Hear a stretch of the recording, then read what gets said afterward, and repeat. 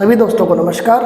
मेरे बड़े भाई बहनों बुजुर्गों, आपके लिए ये स्पेशल न्यूज़ है कि सेंट्रल गवर्नमेंट ने यूपीएस लॉन्च किया है। एनपीएस को यूपीएस को दोनों को प्रेफर करने के लिए कर्मचारियों को इन्होंने चॉइस दी है कि आप कुछ भी चॉइस कर सकते हो। एनपीएस यूपीएस यूपीएस की फुल फॉर्म है यूनिफाइड पेंशन स्कीम। मतलब कि इसने इस जो पेंशन के अंदर जो नया सिस्टम किया है इन्होंने ये किया है कि कर्मचारी रिटायरमेंट होने के बाद में उनको 50% जो उनकी जो बेसिक पे होगी, मान लो उनकी 40,000 बेसिक पे है तो उनका जो पेंशन बनेगा वो 20,000 बनेगा। डीए और एरियर उनका अलग अलग बन जाएगा।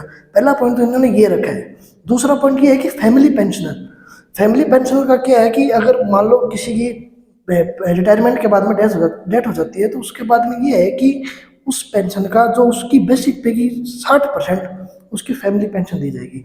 पर इसमें इन्होंने 2-3 शर्तें भी रख दी है कि इंसान कर्मचारी अगर ये ज्वाइन करे अपनी नौकरी कितने साल तक करता है। अगर मान लो वो 10 साल से कम करता है तो उसकी फिक्स पेंशन बना दी उन्होंने कि 10,000 रुपये आपको दी जाएगा। और मतलब कि उसके बाद में मतलब मान लो कि उसका डीए और एरियर उनका अलग अलग बन जाएगा तो 15 या 20,000 रुपये की उसकी पेंशन बन जाएगी जिसने 10 साल से कम की है।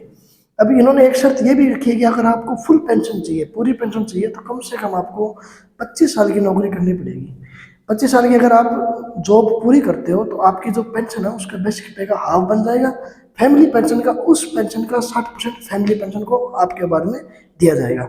अब बात ये है कि तीसरा पॉइंट भी इन्होंने यही रख दिया कि 60% पेंशन ही होगी। अब कर्मचारी को कितना डिटेक्शन होगा? कर्मचारी डिटेक्शन जो एनपीएस में होता था वो यूपीएस में होगा। मतलब एनपीएस में 10% कर्मचारी का डिटेक्शन किया जाता था, यूपीएस में भी उसका डिटेक्शन 10% ही किया जाएगा। पहले 2014 से पहले जो ओपीएस थी, ओपीएस में 10% कर्मचारी का डिटेक्शन होता था पेंशन में, 10% डिटेक्शन उसको गवर्नमेंट देती थी। एनपीएस में उसका ये बदलाव किया कि 10% तो कर्मचारियों को डिटेक्शन तो होता ही था, पर सेंट्रल गवर्नमेंट उसमें 14% खुद का देती थी कि पेंशन जब बने तो इनका 14% हम जोड़ देंगे, 10% ये यूनिफाइड पेंशन स्कीम में ये इसमें भी एक बढ़ोतरी कर दी।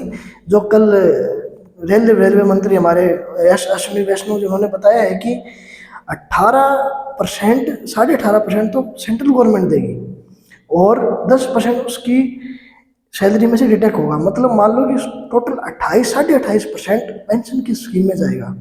आपकी इच्छा क्या है? आपको एनपीएस अच्छी लगती है, ओपीएस अच्छी लगती है?